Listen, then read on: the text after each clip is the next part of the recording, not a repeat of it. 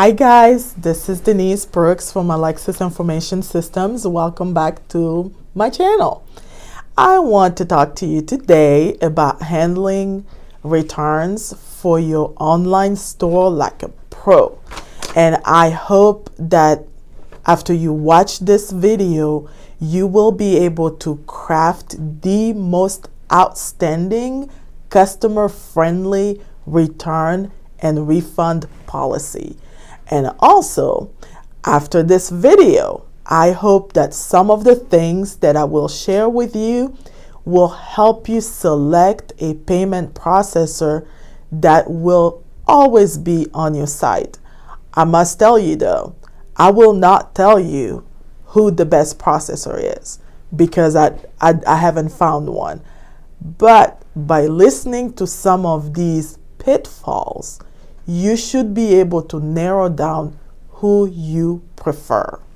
Let's start with that document, refund and return policy. Every time you create an online store, my assumption right now is that if you're watching this video, it's because you use it on Shopify, BigCommerce, 3D Cart, GoDaddy shopping. There's so many pre-built shopping carts these days, but all of them have something in common, and that is you have to have terms and conditions for your customers. One of them is your refund and return policy. I want to narrow my advice today to people who purchase from a manufacturer and then sell to the customer. Because if you make your own products, your warranty is absolutely different from someone who bought it and then resold. When you purchased from the manufacturer, you paid an amount, that's your cost. Then you mark it up and then you sell it in your online store. Your manufacturer has terms. They told you you can only return this product within this window. When you craft your return policy, you have to keep that in mind. You have to keep in mind that if the customer brings back a defective product and you fall out of your warranty window, you're going to have to foot the bill. Okay? And then because of that, what I always recommend is, let's say your return window for warranty with your manufacturer is 6 months.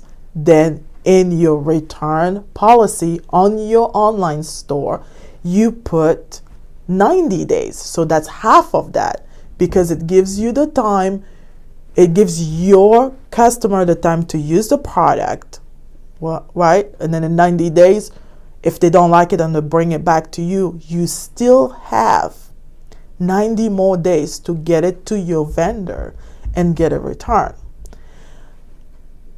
Right? And then the second thing is, okay, in terms of exchanges, can you get a replacement from your manufacturer within your 6-month window? If you cannot, then I would suggest do not allow exchanges in your online store because, again, you are going to foot the bill for it. So we've covered two things, right? Exchanges, warranty window, and then having a procedure.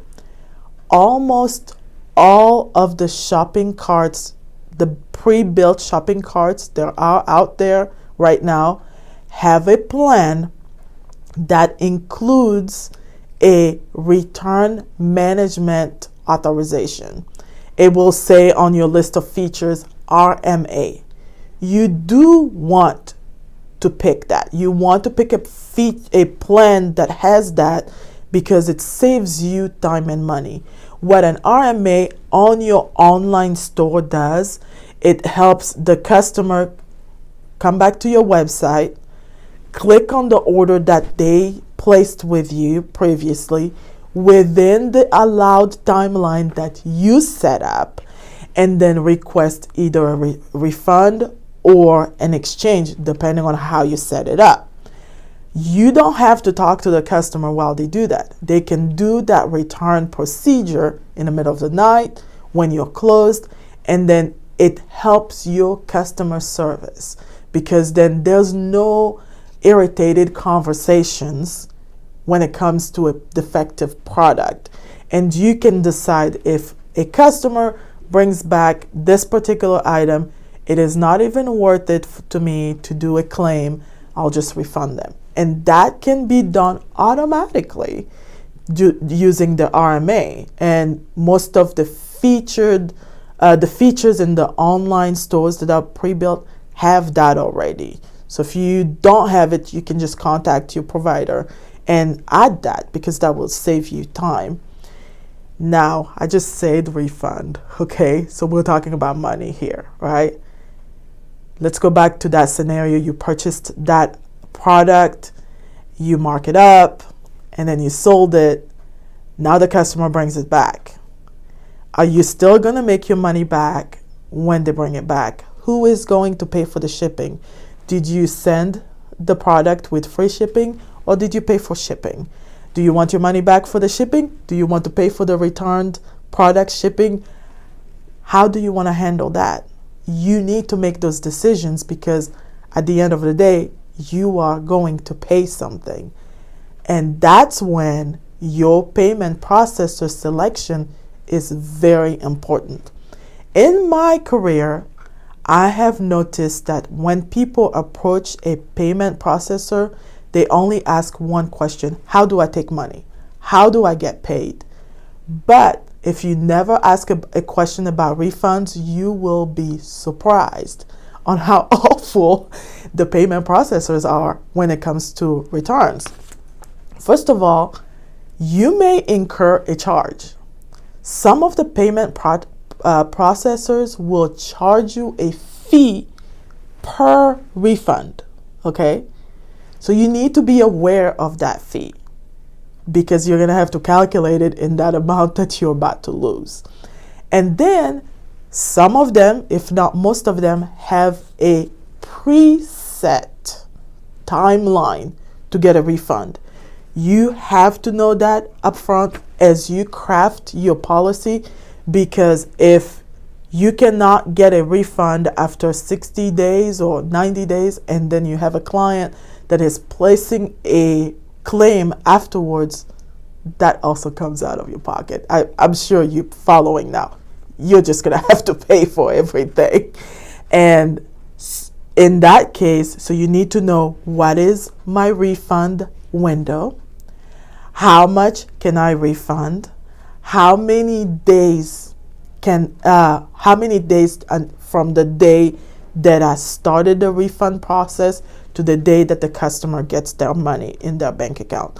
Knowing those key information will help you select the best processor, and also help you craft the best return and refund policy, because you know upfront what will happen. I would recommend that you do your homework when it comes to processors, in terms of refunds, in terms of claim period, and also in terms of deposits.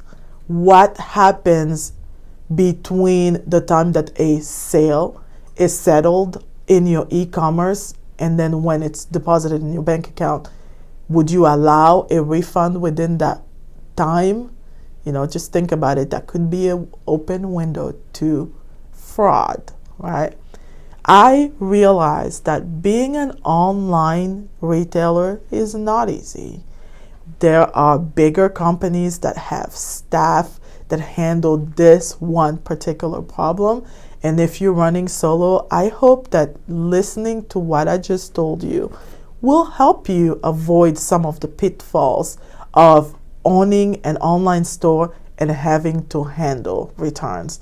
If you have any questions, feel free to reach out, and I'm ready to do more videos in the topics of the online store, since it's so popular right now. And if you have any special requests, write it in the comments and I will make another one. Have a good day and good luck with your business. Bye.